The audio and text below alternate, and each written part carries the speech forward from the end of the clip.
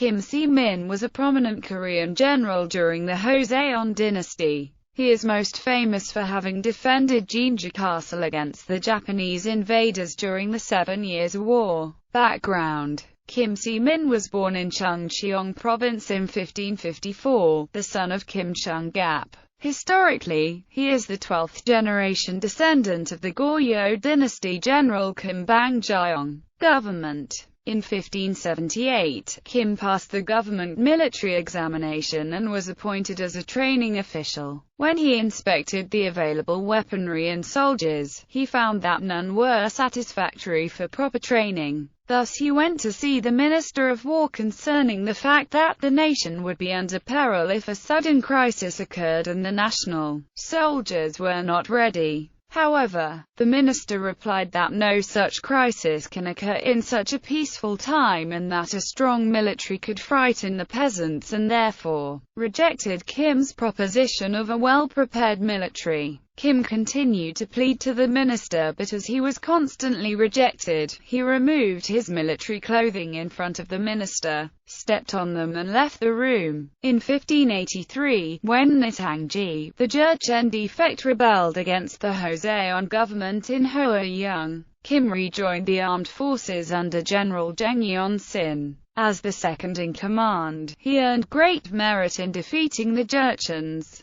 Japanese invasions and siege of Jinju. Kim was made an official in Jinju Castle in 1591, and with the sudden death of the castle's guardian Yi Jeong, and the beginning of the Imjin Wars, he came to be the commander of the fortress. From there, he acted decisively to fortify the castle. During the wars, he defeated Japanese forces at Sakyeon and Goseong and captured the Japanese commander Pyong Sota at Jinhee. With this merit he was appointed Right Gyeongsang Provincial Army District Commander and once again defeated the Japanese at Gyeomsan. The Japanese general Yukita Hideo and Hosokawa Tadauki agreed on taking Jinju Castle because if the Japanese captured it, it would open up a new road to Jeolla, and they would be able to attack GWAKJU's guerrilla forces hiding in the area. Jeolla was also a place for plenty of loot. Ukita also agreed to recapture Changwon, a small fortress that led to Jinju Castle. Therefore, an army of 20,000 men to recapture Changwon and Jinju set out.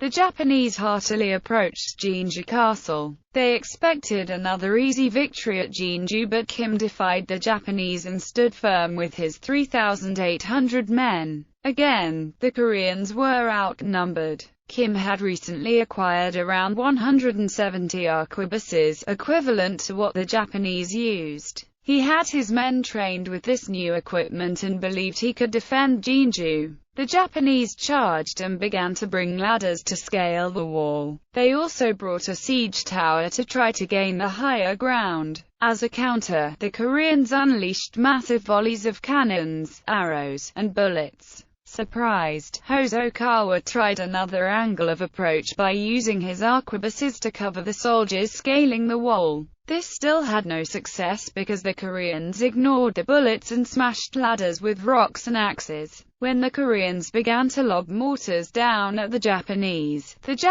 began to lose even more men. After 3 days of fighting, Kim was hit by a bullet on the side of his head and fell, unable to command his forces. The Japanese commanders then pressed even harder on the Koreans to dishearten them, but the Koreans fought on. The Japanese soldiers were still unable to scale the walls even with heavy fire from arquebuses. The Koreans were not in a good position since Kim Si-min was wounded and the garrison was now running low on ammunition. However, GWAKJU, one of the main leaders of the irregular armies of Korea, arrived at night with an extremely small band. Not enough to relieve the Koreans at Jinju. GWAK ordered his men to grab attention by blowing on horns and making noises. About 3,000 guerrillas and irregular forces arrived at the scene. At this time, the Japanese commanders realized their danger and were forced to abandon the siege and retreated.